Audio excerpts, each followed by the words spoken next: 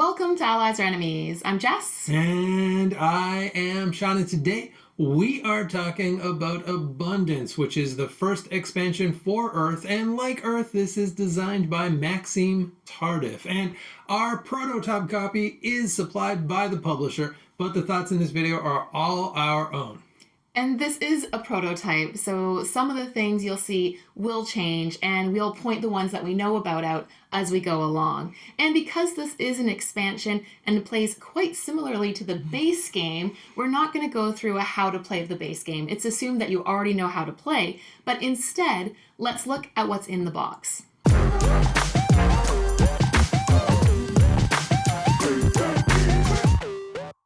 Again, this is a prototype, so things may change, but in Abundance, you will get a player board and player markers for a 6-player, an updated score pad, more soil tokens, sprouts, trunks, and canopies, an 11-point VP token for the first to finish their tableau, 2 more island cards and climate cards, 3 more fauna and ecosystem cards, a full set of board extensions, and note, the real ones will be better. Ours are just printed out.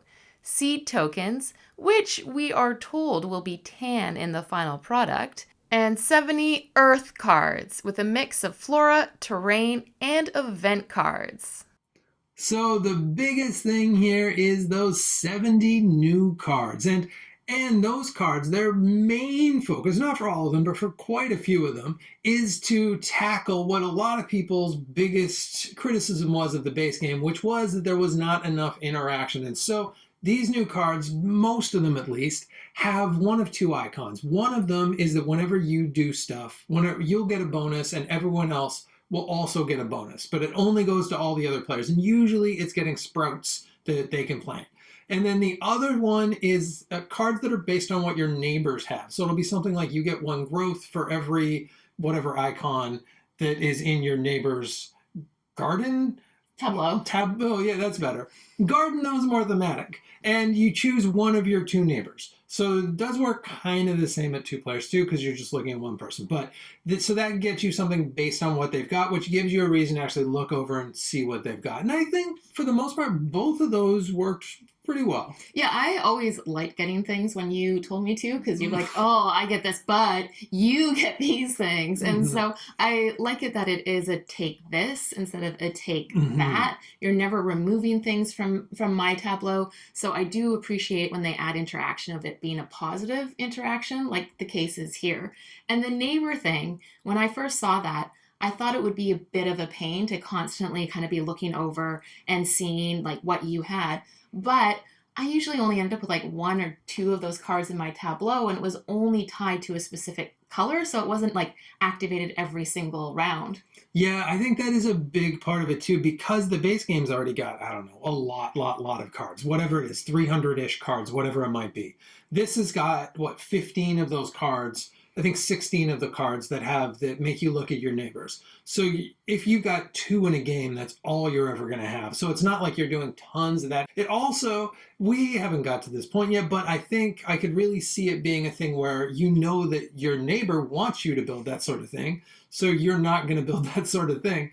And so that does lead to a little bit of interaction. Yeah, the other bit of interaction, but it's only on 3 cards, is you pick one person that gets a bonus. So again, the odds of seeing those cards are quite minimal. But if you're playing with lots of players, that is nice because you'll probably give it to the person who looks like they're maybe not doing as well. And I like that basically all of the bonuses are those sprouts, because the sprouts, I think, it really was the weakest path in the original game.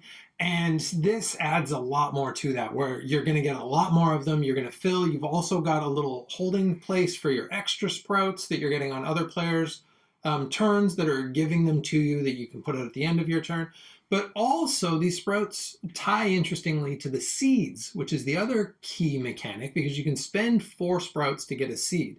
And the seeds I think can be super powerful. Yeah, and so the seeds are going to be a different color than the color we have. So just as a note for that, Hmm. but it is a great little extra. Everybody starts with one seed at the beginning. And like you say, there is opportunity to get seeds. Some cards also get you seeds. And you could trade the seeds in for various things, which is really handy because if you're just like a couple of dirt shy of being able to build a card, it's nice that you have this option of being able to trade something in. And it gives you various options as well because you can get a couple of growth, which might come in handy. You can get a few more sprouts. You can add cards to your compost. And you can also get a couple dirt. And what was the last one? And germinate. And germinate is a brand new mechanic in the game. And so germinate is you can kind of name a card. So you name a card based on your goals. So if you've got what are they called, like the island goals or whatever they are. If you've got one of those that is saying that you need growth powers in your tableau, you can say I want a card that has a growth power on it, and then you flip over the deck, you go from the bottom, and you just go through the cards till you get one with a growth power, and then you add that to your hand. And so that's what germinate is. So it lets you kind of grab specific cards. We actually haven't used that much. We mostly have been using the seeds for either for quick dirt to quickly get some to be able to buy a card you couldn't afford, or or to bury a bunch of cards at the end of the game where we've got a bunch of cards in our hand and we just want to compost a bunch of stuff quick to get those points. But it is really nice that it gives a bit of a wild card thing, and it makes those sprouts so much more useful because now you can trade, basically you can trade 4 sprouts for 2 dirt, or 4 sprouts for 2 growth, or whatever it is. You can now, because those sprouts felt like they were just such an extra, like, I guess, now they feel a lot more interesting. Yeah, and I think being able to germinate, we will probably use a bit more because a lot of the new fauna cards that they've added are now tied to ability. So it might be that you have cards in your tableau that give you some ability that has to do with dirt. And so I think it is an interesting addition because some of the cards tie to like having specific types of icons or specific colors. So this is just yet another level that they didn't have before of the type of ability that you can do. And so germinating might come in handy for that as well. The one thing that I don't love, and this is such a nitpick as well, but there are a couple of the goal cards, the fauna cards, that want you to have cards that have a colon in them, or cards that have like the little roundy symbol. The roundy symbol doesn't bother me as much, but the colon, it just feels like it's looking for like a type thing on the card, like a literal type, versus it's looking for like a more thematic thing, and that just feels just a little bit weird. But it's such a small nitpick, and I don't know if anyone else is really going to feel like that. And it works perfect, like mechanically, it works just as well as anything else.